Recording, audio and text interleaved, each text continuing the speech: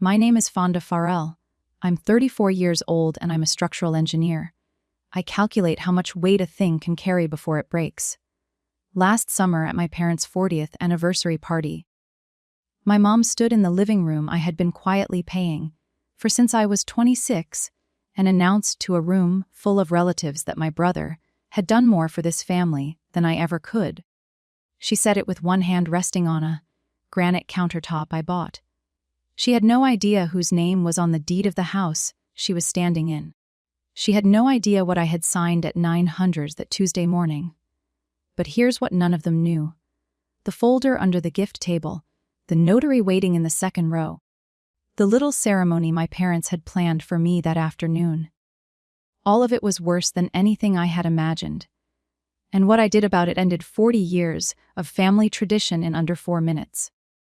Welcome back to Last Laugh Stories, where quiet people finally say the things families don't want to hear and where every story is about the moment somebody stops paying for love that never arrives. If you've ever been the one who carried everything and got thanked for nothing, this story is for you. Drop a comment below and be sure to subscribe. Let me back up because none of this makes sense without the Sunday dinners. Every Sunday for as long as I can remember, my family gathered at the house on Cardinal Lane in Dayton, Ohio. Pot roast in the winter, grilled chicken in the summer. My mom Carol ran that table like a stage manager. My dad Ray carved the meat and kept the peace. I drove over from my one-bedroom apartment across town about 20 minutes, usually with dessert and usually with a toolbox in my trunk, because his snorts, something in that house, always needed fixing. I inspect bridges and buildings for a living. I look at structures other people trust without thinking, and I find the cracks before the cracks find them. It's careful work, quiet work. Nobody applauds a bridge for standing there. The refrigerator on Cardinal Lane was my mother's newspaper. Anything she was proud of got a magnet. For 4 years. The front page was a clipping from the local paper with a photo of my brother Dustin helping set up a farmer's market booth. He'd carried folding tables for an afternoon. He got photographed doing it, and that mattered more than the tables. When I made senior engineer at my firm, I mentioned it at dinner. My mom said, "That's nice, honey." Dustin, tell them about your idea.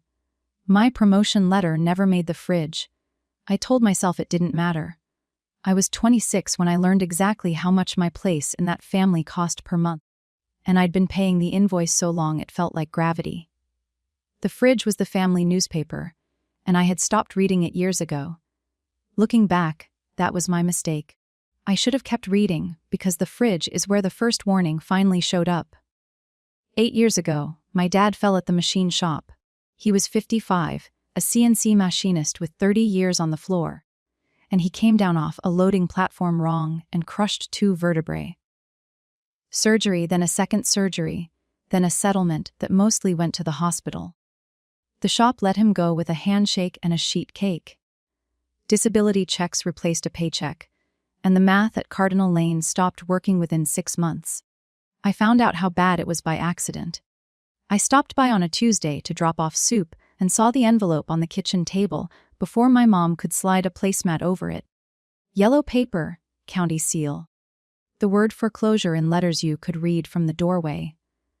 They were 4 months behind, and the bank had stopped calling and started writing. My mom cried at the table the way she cried in public, chin up, dabbing carefully, checking the room. My dad stared at his coffee like it owed him something. Dustin was 21 then, living in the basement between plans. He squeezed Mom's shoulder and said, "Well, figure it out, Ma." Then he went downstairs to play video games. I sat with the notice and a legal pad and did what I do at work. I measured the load. I checked the numbers twice. Their equity was real but thin.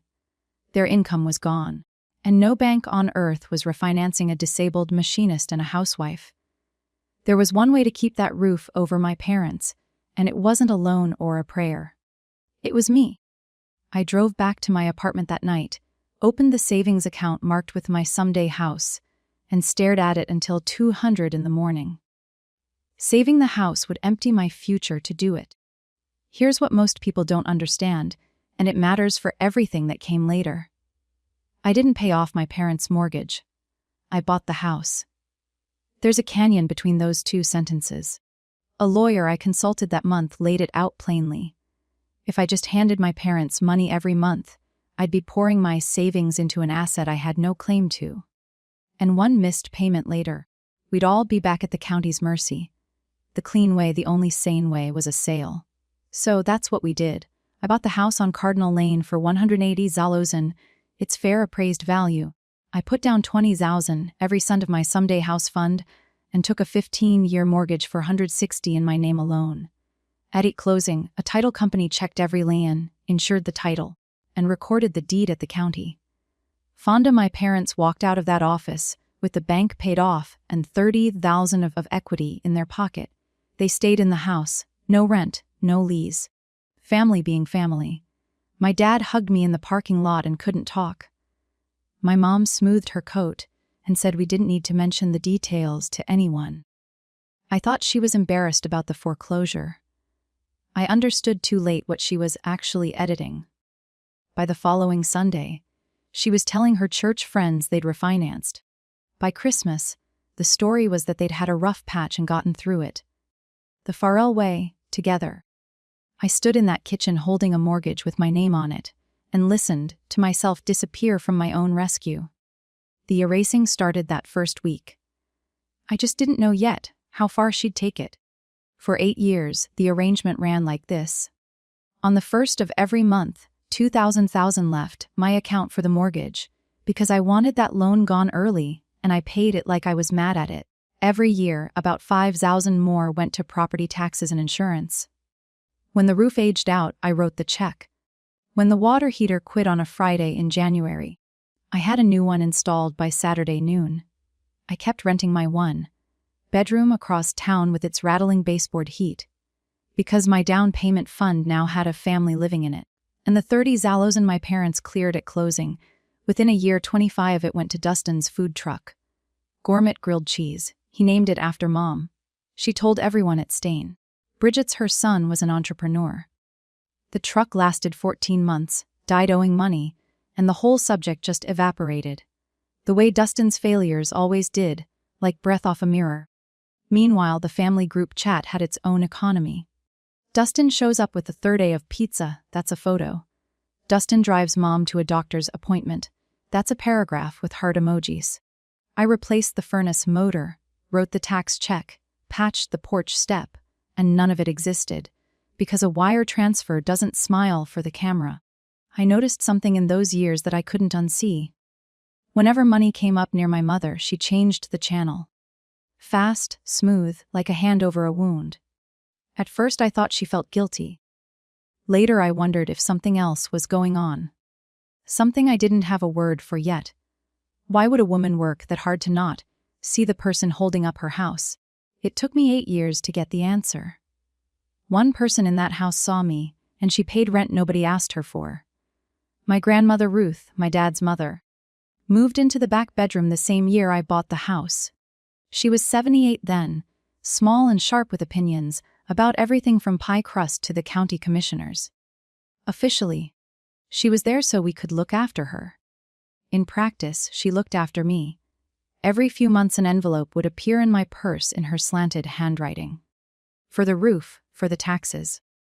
Don't argue, the 2040 pension money she'd skimmed off her own groceries.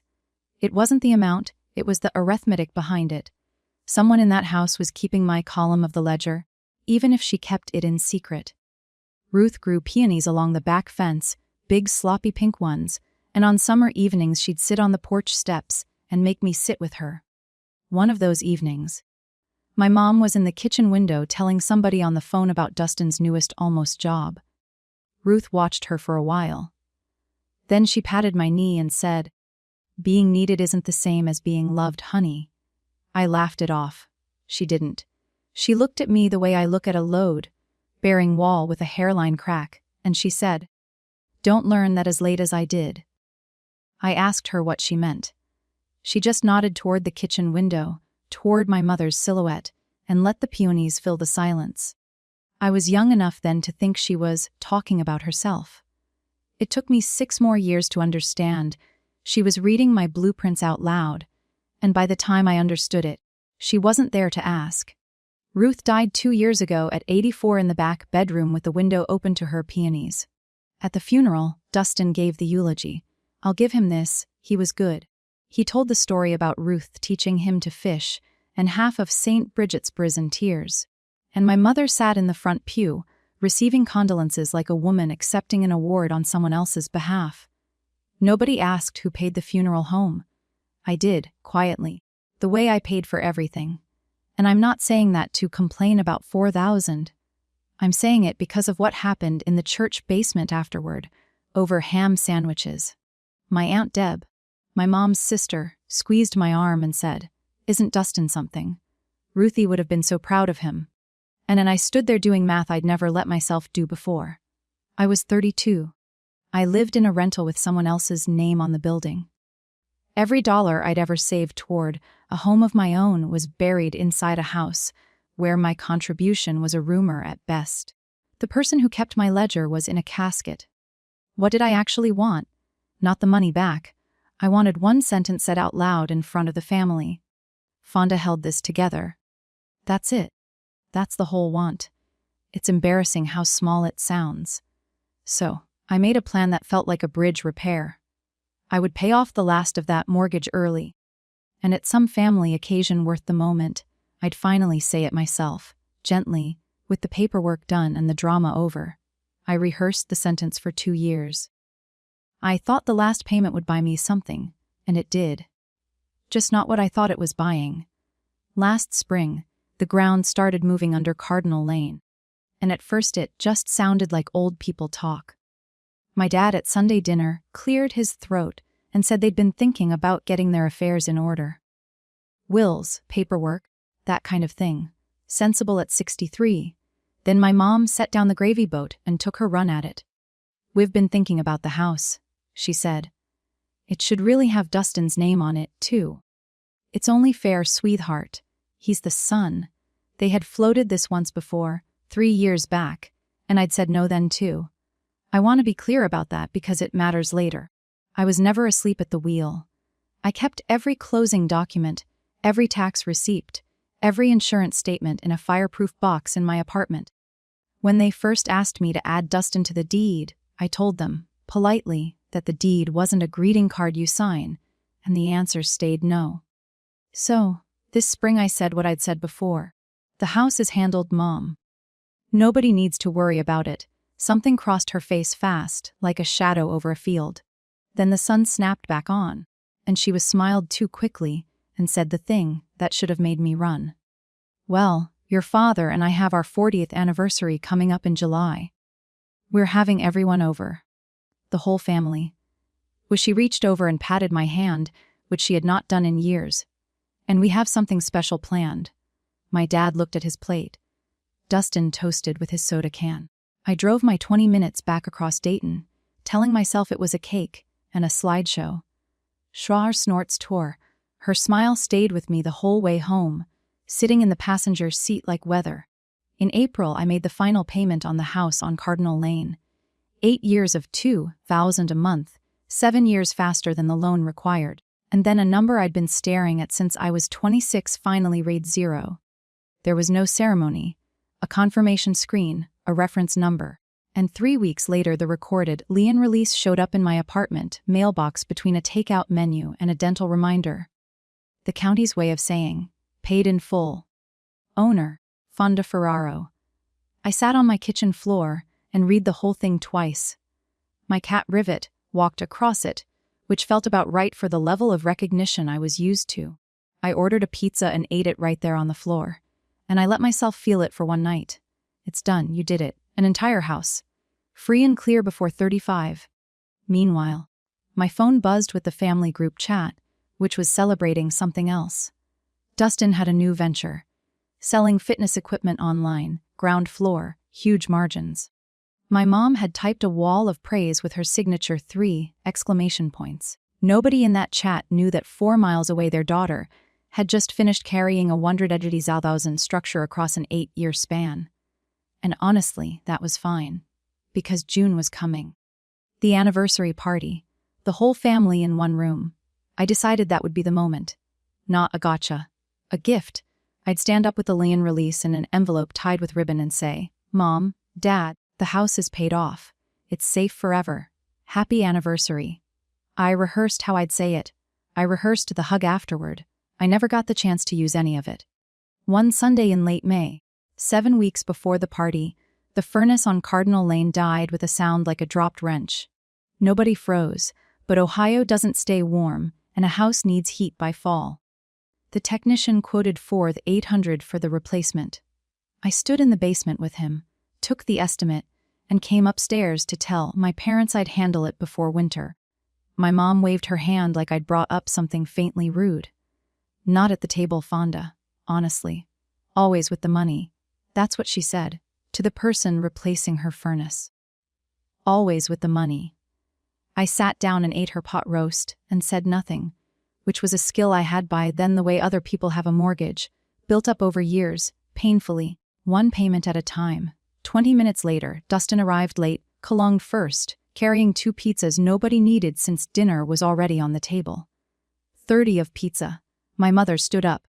She actually stood, wiped her hands on her apron, and clapped. There he is. Look at him, thinking of everybody. She took a photo of Dustin holding the boxes and sent it to the group chat, while the pot roast went cold. My dad chuckled along because the alternative was noticing things.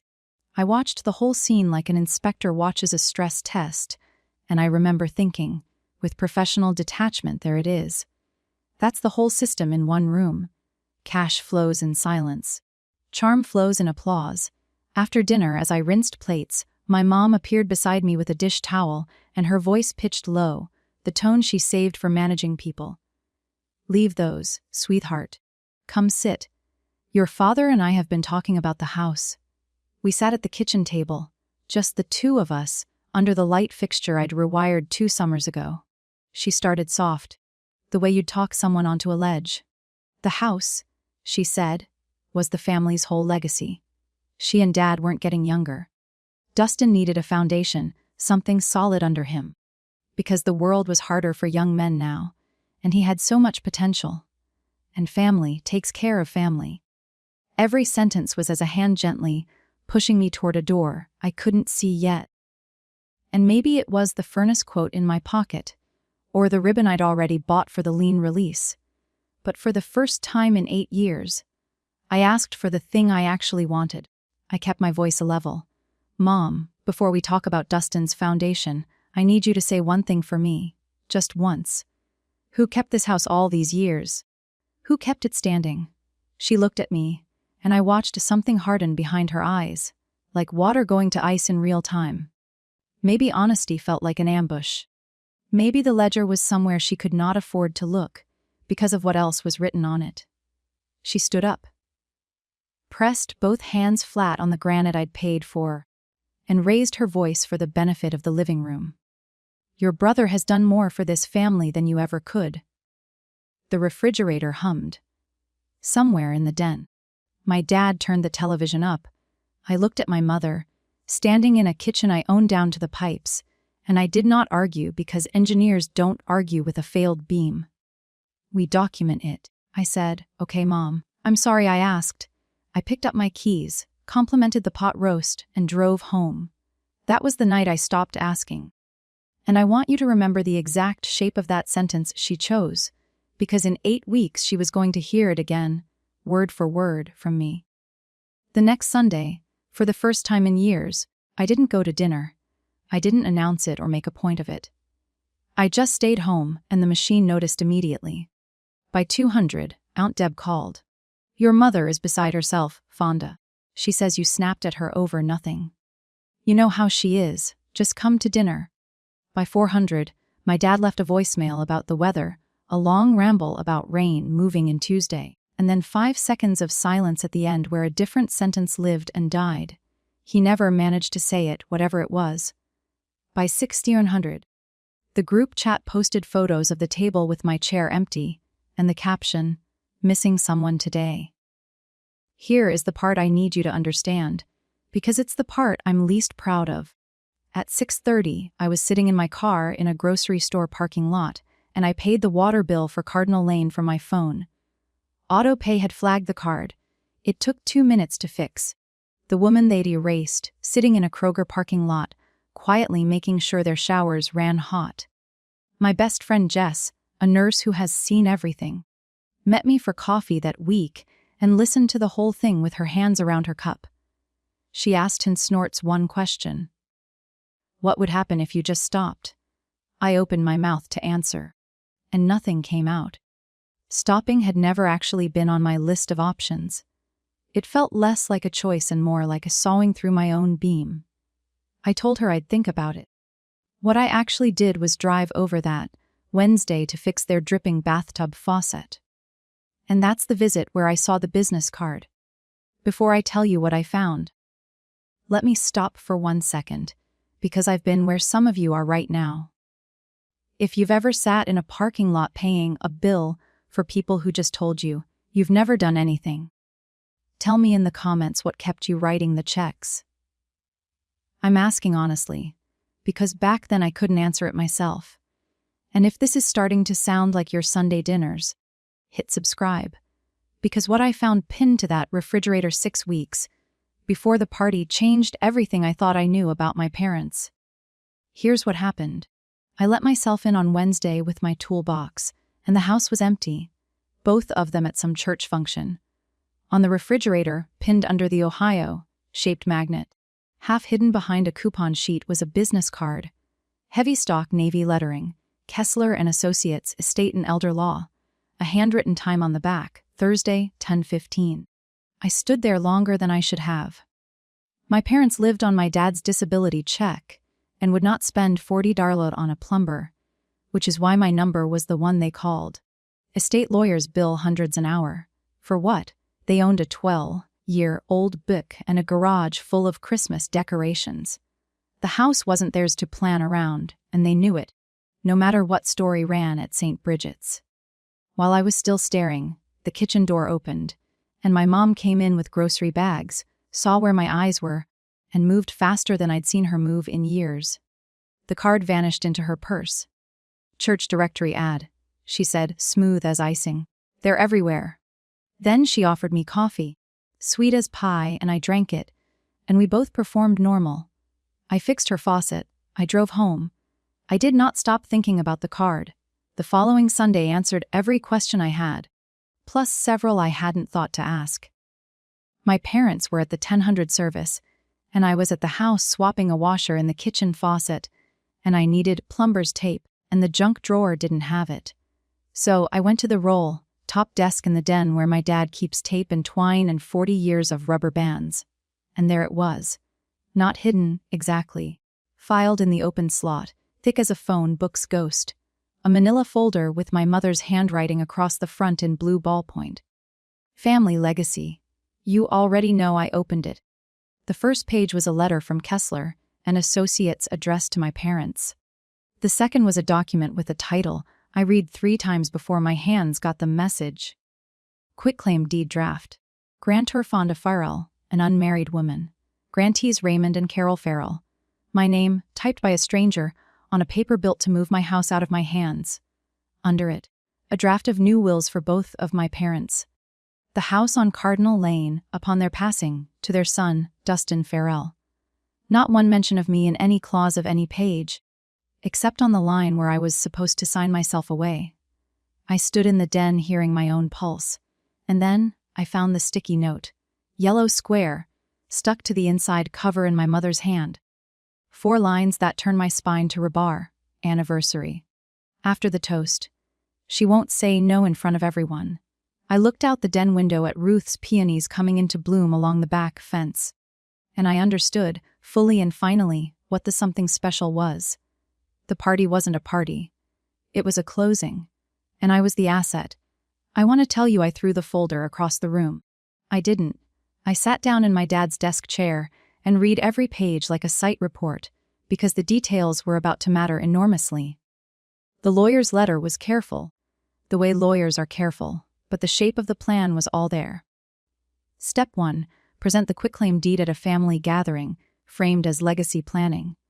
Signature to be notarized on site. A notary was already arranged. I recognized the name Sandra from my mother's parish council who stamps documents at the credit union. Step 2, if I declined, was sketched in a paragraph that made my skin crawl. The letter noted the family could explore a claim that I'd purchased the home as an arrangement for my parents' benefit, that such claims were, quote, difficult and fact-dependent, but that litigation pressure often brings family members to the table. Translation, in plain English, the case was weak and the plan was to use the cost and the shame of it as a crowbar. There was an invoice, too. A retainer had been paid $1,500 in March.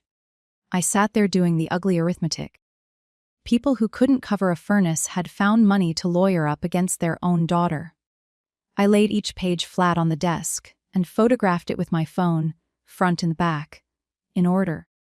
Then I put everything back exactly as I found it, squared the folder to the slot, and wiped my fingerprint off the brass drawer pull with my sleeve, feeling like a burglar in a house I owned. I was sliding the desk closed when gravel popped in the driveway. Both car doors, my mother's church heels on the porch steps. I picked up the plumber's tape and walked back to the kitchen sink, and my voice when I called out hello sounded almost completely normal. Monday morning, I took a personal day and sat in the office of Alan Boyd, a real estate attorney a colleague at my firm swears by, a gray-haired man with reading glasses and the bedside manner of a good surgeon. He went through my fireproof box page by page, the purchase agreement from 8 years ago, the settlement statement, the recorded deed, the lien release. And then he read my phone photos of the family legacy folder without one visible flicker of surprise, which told me how often he sees families do this to each other. His verdict came in clean sentences. The house was mine, sole and entire, bought at fair market value through a title company, and no court in Ohio was going to unring that bell. My parents, having no lease and paying no rent, were tenants at will. State law required 30 days written notice, and he advised giving 60, both for decency and for how it would look if things got ugly. As for the resulting trust theory in Kessler's letter, he called it a nuisance claim, long odds, but he tapped the desk when he said the next part. If they filed it before any sale, they could record a lis pendens, a flag on the title that would freeze the property in place for months, maybe a year, while the courts shuffled paper. Then he slid one photo back across the desk to me and pointed at the bottom of the retainer letter, at the signature block I hadn't enlarged. 2 signatures. My mother's looping hand, and under it, small and cramped and unmistakable, Raymond Farrell, my dad, the man with the weather voicemails and the 5 seconds of silence. Alan took off his glasses. Whatever you're going to do, he said, do it before they file anything. I want to show you one more scene before I tell you what I decided, because without it, my mother is just a cartoon, and the truth is worse than a cartoon. That Thursday was Aunt Deb's birthday, dinner at her condo, and I went because not going would have set off alarms I couldn't afford yet. After the cake, the sisters got to reminiscing, and somebody mentioned Ruth, and my mother started talking in a voice I almost didn't recognize, low and flat, with no performance in it at all. She talked about the 6 years Ruth lived in the back bedroom, how she changed those sheets every morning, spooned past that proud clenched jaw when the arthritis got bad, sat up nights in the hallway chair listening to her breathe. 6 years. And then she said to her sister, not to me, you know what I got for it. Not one thank you. Not one. Her whole face lit up for the grandkids and I was the help. She folded her napkin into smaller and smaller squares. Well, daughters do, sunshine. That's how it was in my day. 2. Deb laughed and changed the subject, but I sat there with my dessert fork in the air watching my mother, and for about 5 seconds, I saw the whole machine with the panel off. Somebody had erased her once, too. She'd served an invisible 6-year shift in that house, got nothing, and drawn the only conclusion the arrangement allowed. Love doesn't flow to the one who does the work. So, make sure your son is never the one doing it. I felt something for her right then that was almost tenderness. Then I remembered the yellow sticky note in her handwriting. She won't say no in front of everyone. My mother knew exactly what it felt like to be me. She'd planned the party anyway. I'm an engineer, so before I condemn a structure, I test it one last time under the controlled load. That Sunday, back at the dinner table, 5 weeks before the party, I gave my parents one final chance to be the people I kept hoping they were. I waited for a lull in Dustin's fitness, equipment monologue, and asked in the mildest voice I own. Question for you too. What would happen if I ever needed to sell this house? The room changed pressure. My dad's fork stopped moving, and my mother laughed. One short, dry note. No humor in it at all, and looked at me the way you'd look at a child threatening to run away to the circus. You wouldn't dare, she said. Then she set down her napkin and said the quiet part slowly so I'd absorb it. It's not yours, Fonda. Not really. A daughter doesn't own her family's home. She keeps it for the family. Keeps it. There it was. Her entire constitution in one sentence. I was not the owner of what I'd bought and carried. I was the custodian. Staffing a property that belonged in some bloodstream way to the name Farrell, meaning eventually to the son. I looked at my dad. This was his moment, and we both knew it. And he studied his mashed potatoes like a man reading scripture. Signature number 2, silent as ever. I said, good to know, and passed the green beans and finished dinner as pleasant as a stewardess. Then I walked out to my car, sat behind the wheel in front of the house I had owned since I was 26, and called a realtor friend from my bridge inspection days before I could talk myself out of it. Renee, it's Fonda. I need to sell a property. Off-market, cash buyer, and quiet. How fast can it move? I sat in my car outside the house I owned and hired someone to sell it out from under my own childhood. Renee didn't blink. She knew a local investor, Tom Rayner, who bought rentals in decent neighborhoods with cash and hated auctions, drama, and delays in that order. The problem was the showing. You can't walk a stranger through an occupied house in secret, except my parents solved that for me. The following weekend, they left for their church's 2-day retreat in Hocking Hills, the same one they attend every June. Saturday morning, I let Tom Reiner and Renee in the front door of Cardinal Lane with my key. It's a strange thing giving a tour of your own childhood. Here's the kitchen. New furnace quotes on the counter. Here's the den, mine the desk. Here's the hallway where my height is penciled on the door frame, age 6 through 13. Tom Rayner measured and photographed and made investor noises, and I walked behind him fighting a war nobody could see, because the house fought back. It fought me with the smell of Ruth's lavender, still living in the back bedroom, with her peonies blowing around outside the window, with 34 years of Christmases stacked in every corner. Twice I almost called it off. Twice I stood in that back bedroom, hearing, "Don't learn it as late as I did." And twice I took out my phone and looked at one photograph, a yellow sticky note in my mother's handwriting. She won't say no in front of everyone. That note was load data. You don't argue with load data. In the kitchen, Tom Rayner clicked his pen and gave me a number. The $295,000 cash as his 3-week close. Then he looked around the room once more and said the thing that almost broke me. Solid house. Somebody's been taking real good care of it. I said yes to the number. And then I did something that confused everyone at the table except me. I attached conditions, and every one of them protected the people who were about to call me a monster. I required a written agreement that the current occupants could stay 60 days after closing, rent-free, double what Ohio law demanded of me. I booked and prepaid a moving company for a date inside that window, and I put a deposit plus first month's rent on a clean 2-bedroom apartment in Huber Heights, 10 minutes from Dustin's place. Ground floor, no stairs for my dad's back. And left the paperwork transferable to their names the moment they signed. Jess met me for coffee while the purchase agreement sat unsigned in my bag, and she stirred her cup and asked the fair question. You're paying their deposit. After what they tried to pull. I thought about it, and the answer came out solid. I'm not doing it for them. I'm doing it so that for the rest of my life, I never have to wonder who I was when it counted. That was the whole architecture of the thing. And I needed it to hold because the difference between what I was doing, And what they had planned for me came down to exactly this. They wanted to strip me in secret and call it family. I was going to tell them the truth in daylight and hand them a soft landing on the way out. Nobody would see the difference at the party. I'd know.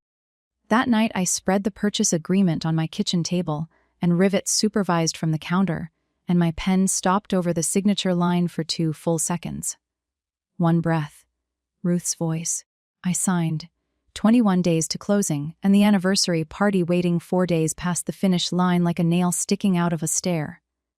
Escrow is mostly waiting, and waiting is where secrets go to die, and mine almost died on a Tuesday night 12 days in. Someone knocked on my apartment door at 8:30, and it was Dustin, uninvited, holding a 6-pack of root beer like a passport, all grin. Sis was in the neighborhood. He had never once been in my neighborhood.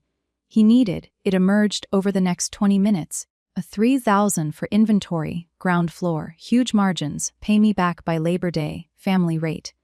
And the whole time he talked, the folder from the title company sat on my kitchen table, closed but labeled. Edge of the logo showing forked from his elbow. I did the only cool, headed thing available. I set a magazine down on top of it mid-conversation, casually, the way you'd park a coffee cup, and I kept my eyes on his face. Then I told my brother no, first time in my life, and I'd rehearsed nothing. No, Dustin. I'm not doing that anymore. What happened next was almost worth the whole 8 years. He froze mid-gesture, like a vending machine that ate the quarter. Pure system error. Charm was the only tool he'd ever needed, and he pressed the button twice more. Warmer grin, sadder eyes, and got the same result. And I watched my brother up close and understood he wasn't a villain. He was a product. 29 years of applause for existing had built exactly this. A man who genuinely could not distinguish between being loved and being funded. He recovered fast and made it graceful. You good, sis? You seem different. At the door, he glanced back once and his eyes crossed the kitchen table. The magazine, the sliver of folder underneath. Then he winked and was gone, and I stood there listening to his car, unable to answer the only question that mattered. Did he see it? He hadn't seen it. I know because the party stayed on. The group chat stayed sunny, and my mother called twice that week about seating charts and whether I'd still fit the blue dress. Wear something nice, sweetheart. We have a surprise for you. The word surprise from her had the effect other mothers get with I love you. My whole chest went cold. Closing was set for 900 in the morning, on the Tuesday before the party. I took another personal day. The title office smelled like toner and burnt coffee, and a young escrow officer walked me through a stack of paper half an inch thick. Sign here, initial here, and I signed my name so many times it stopped looking like a word. The wire confirmation pinged Renee's phone at 9:38. Sandra, the notary's counterpart, some stranger with a stamp, pressed her seal into the last page, and that was the sound the ending made, a small dry crunch like a footstep on gravel. The deed left my name the way it had arrived 8 years ago, quietly on paper, without one member of my family in the room. 285,000, minus what the government would take later for capital gains, because the house had never been my residence, just my life.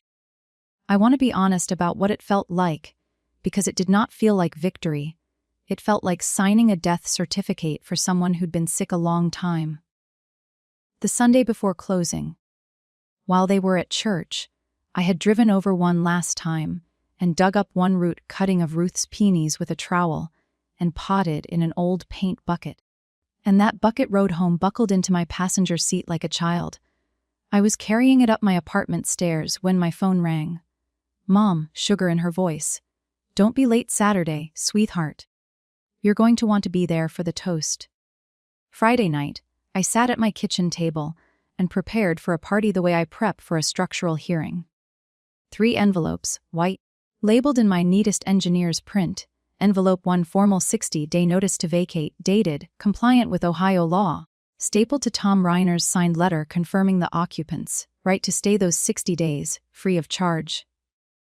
Envelope 2, the Huber Hates apartment deposit receipt, first month paid, floor plan, and the mover's confirmation. Everything transferable to my parents with one phone call. Envelope 3, a plain copy of the recorded deed history from the Tuesday. Public record, no commentary. I thought about adding a fourth envelope, the full ledger, every payment, every tax check, every furnace and shingle. $250,000 and change over 8 years. All of it documented. I even printed it. Then I fed it back through the shredder. Because the numbers were never the point. Being seen was the point. And that ship had sailed. And I'd sold the harbor. Let me pause here. One last time. Because Saturday is coming. And after that, there's no more pausing. Before you see what happened at that party, I want to know. Would you have signed their papers to keep the peace? Or done what I did? Put your answer in the comments. I read every one of them. And if you need to see how a quiet person ends a 40-year performance, make sure you're subscribed. Because it starts in about 90 seconds. I laid the 3 envelopes in my bag, hung the blue dress on the closet door, and slept better than I had any right to. Whatever else is true about me, I have never once been late to an inspection. Saturday, 400. Cardinal Lane. My mother had dressed the house like a witness. Grocery store flowers on every surface. White streamers on the mantel. The good lace tablecloth that only surfaces for funerals and triumphs. 30 people, give or take. Aunt Deb commanding the deviled eggs. Cousins I see twice a year. A bench of church friends from St. Bridget's. And noted calmly, filed immediately, Sandra from the parish council. In a floral dress. With her fat leather notary bag parked under her chair like a small dog. Nobody brings the stamp to a birthday cake. Dustin worked the room in a blazer.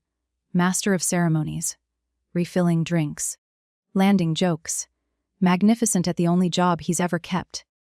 My dad shook hands by the window and did not look at me for more than a second at a time. Which told me he knew the schedule. And under the gift table, behind a bag of tissue paper gift bags, sat the corner of a manila folder, family legacy just visible in blue ballpoint. Everything in place. Every load accounted for. I stood by the window with a glass of lemonade I never drank, my bag with 3 envelopes hanging from my shoulder, and I watched my mother glow. She was good. I want that on the record. Warm. Funny, gracious, 40 years of marriage worn like a sash. A stranger walking in would have seen a matriarch at the summit of a beautiful life, and only 2 people in that room knew the party had a second act with my name on it. Then came the sound I'd been waiting for since the den, since the sticky note, since April. My mother, radiant, tapping her spoon against her glass. Everyone. Before the cake, Ray and I have something special. She gave a toast first, and it was a good toast. 40 years, she said, taking my dad's a hand. And the secret was simple. Family comes first. Family stays together. Family is the only thing you get to keep. Applause, misty eyes, Deb dabbing with a cocktail napkin. Then my mother turned to me with the warmth of a spotlight and held out her hand. Fonda, sweetheart, come up here. The room aimed itself at me. And I came up, because the trap doesn't spring until the weight is on the plate. And I had decided days ago that I would be standing on it in good shoes when it did. She bent down and produced the manila folder from under the gift table, with a flourish she must have practiced, and she held it up like a game show prize. Ray and I aren't getting younger. She would told the room, and we've done some planning to keep this house in the family forever, where it belongs. It's all drawn up. Just a little paperwork. She opened the folder to the flagged page, and there was my name, Grantor, Fonda Farrell, and there was a pen, burgundy, heavy, bought for the occasion. Sandra was sweet enough to bring her stamp. My mother said, and Sandra was already rising with the bag, and Aunt Deb started a soft clap that caught in patches around the living room. Dustin raised his soda from the back, delighted, innocent as weather. Sign it, sis. Phones came up here and there, the way phones do now at anything shaped like the moment. My mother pressed the folder toward me, and her eyes underneath the warmth were the eyes from the kitchen, ice under sun. Right there on the line, sweetheart, for the family. I took the folder. I read the page slowly in front of everyone, the way I read anything with my name on it, and the room's applause faded into a shuffling, coughing patience. Quitclaim deed. Grantor conveys all right, title, and interest. I looked up at my mother and asked her quietly, a question shaped like an exit.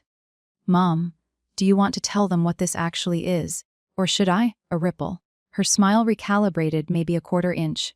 "It's just protecting the house, honey. Estate things. Sign it. And we'll cut the cake." And here is the moment I need you to slow down and stand inside, because everything in my life since runs through it. I stood in that living room holding a pen, and both of my roads were completely visible. Road 1 sign. The room claps, the cake gets cut. My mother kisses my cheek, and I remain a Pharrell in good standing forever, as the custodian, the wallet, the woman who keeps things for the family. It would take 30 seconds, and I had 30 years of practice. Road 2, the truth out loud, and everything after it forever. My eyes went on their own to the window, to the back fence, to the peonies past, my mother's shoulder blooming for a woman who never got one thank you either. Being needed isn't the same as being loved, honey. Don't learn it as late as I did. I clicked the burgundy pen once, closed it, and set it down on the lace. Then I laid the folder face down on the table, flat final, the way you close a report. "I can't sign this," I said. My mother's voice came out thin. "Sweetheart, don't be dramatic. It isn't mine to give anymore." The silence had a texture, like the second after a load test fails, when everybody's still staring at the gauge. I kept my voice at inspection level, flat and clear, because facts don't need volume. 8 years ago, this house was 30 days from the auction block. I bought it. My name has been on the deed since I was 26 years old. I paid the mortgage every month, the taxes, the insurance, the roof, the water heater. Mom and Dad have lived here free since the day I signed. I heard Deb's breath from the egg table. A cousin whispered, "deed," like a foreign word. My mother's face was doing something geological. And on Tuesday morning, I said, "I sold it. It closed at 900. This house belongs to a man named Tom Rayner now." And then I opened my bag and laid the 3 envelopes on the lace tablecloth. 1, 2, 3, next to the uncut anniversary cake. 60 days notice with 60 days free, an apartment in Huber Heights. Deposit paid 10 minutes from Dustin, and a copy of the deed record in case anyone would rather check the county than take my word. Nobody moved. Then my mother detonated. The glass in her hand hit the tablecloth sideways, and 40 years of stage management went up in one scream. And what she screamed, I swear on Ruth's peonies, was the same sentence, the exact same sentence, the pitched for the cheap seats. "After everything we've done, your brother has done more for this family than you ever could." And this time, finally, the sentence worked for me. I nodded. I felt calm arrive like weather. Actual calm, the kind I'd been imitating for years. "You're right, Mom. You've been saying it for years, and I'm done arguing with you." I picked up my bag, stepped past her, and kissed the top of my father's head. And he let me, frozen between his 2 signatures. At the door, I turned around and I gave my mother back her own arithmetic. 60 days. He's done more than I ever could. Let's see what he can do. The screen door had barely shut behind me when it opened again, and it was my dad, alone, on the porch where his mother used to make me sit with her. Inside, the party was boiling. Deb's voice climbing registers. Somebody's phone still up and filming. My mother commanding the room to stop looking at her. Out here, it was just Ray Farrell and 63 years of avoiding exactly this conversation. He didn't defend her. He didn't defend me either. He stood with his hands in his pockets and said, "I told your mother this would push you away." That was it. That was the whole confession. And it landed harder than the scream inside, because I understood every layer of it at once. He knew. He'd known since March, since the cramp retainer, since his cramped little signature went on the letter under hers. He'd measured the risk. We might lose a Fonda. And he'd signed anyway. And his protest had been filed quietly, like everything else about him, where it couldn't cost him anything. I looked at my father and let go of the last version of him I'd been keeping, the innocent bystander, the good man outvoted. Silence is a signature too. 60 days, Dad, I said. The moving company's paid for, they're good. They wrap everything. Then I walked to my car past the peony bed, got in, and backed out of the driveway of the house I'd owned since I was 26. And in the rearview mirror, Cardinal Lane got smaller the way a closed chapter does. I'd carried that house for 8 years. It had never once carried me. I made it 2 blocks before my hands started shaking on the wheel, and I let them because grief and relief, it turns out, ride in the same car. The 60 days went about how you'd guess, only faster. By Monday, Dustin had launched an online fundraiser titled Help Save Our Parents, home with a photo of Mom looking frail on the porch and a paragraph about a heartless daughter and a greedy investor. It raised $400 in 3 days. Then somebody, a neighbor, I never learned who, posted a link to the county recorder's website in the comments, where the whole history sat in public view. My purchase 8 years ago, my name, the lien, release in April, the lawful sale. The fundraiser went quiet, then vanished. St. Bridget's split into weather systems, some frosty toward my mother, some toward me, and I let them blow.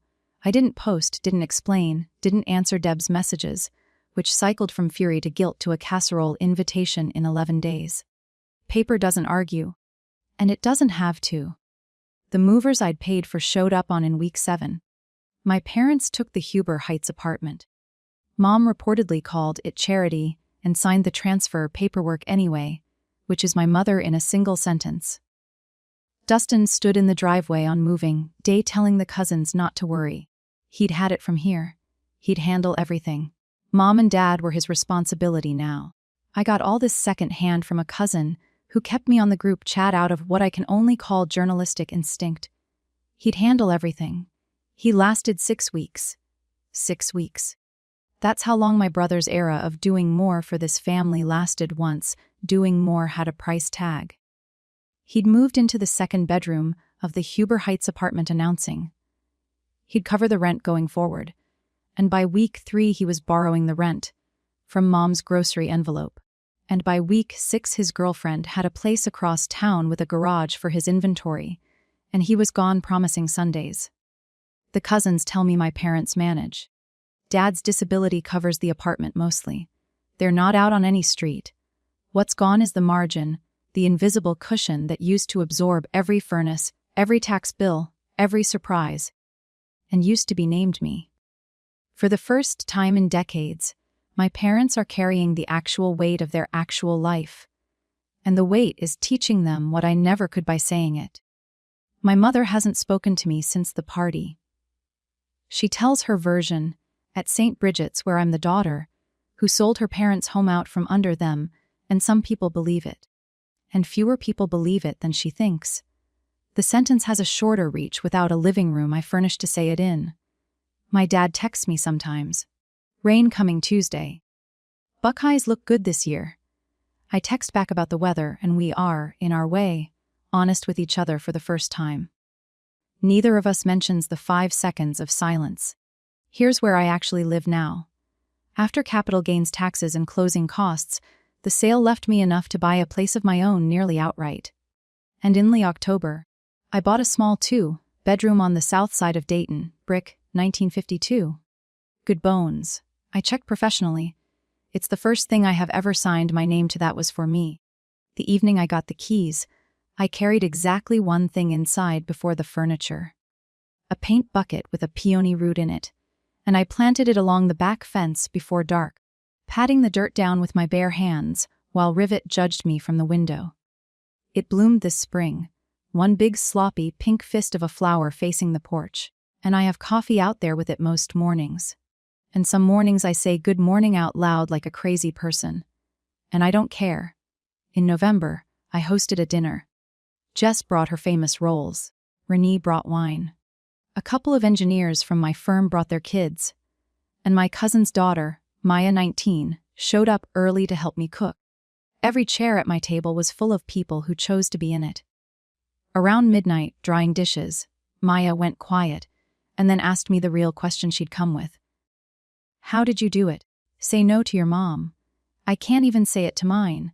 I handed her a towel and told her the truth. I learned it late, but I had a good teacher.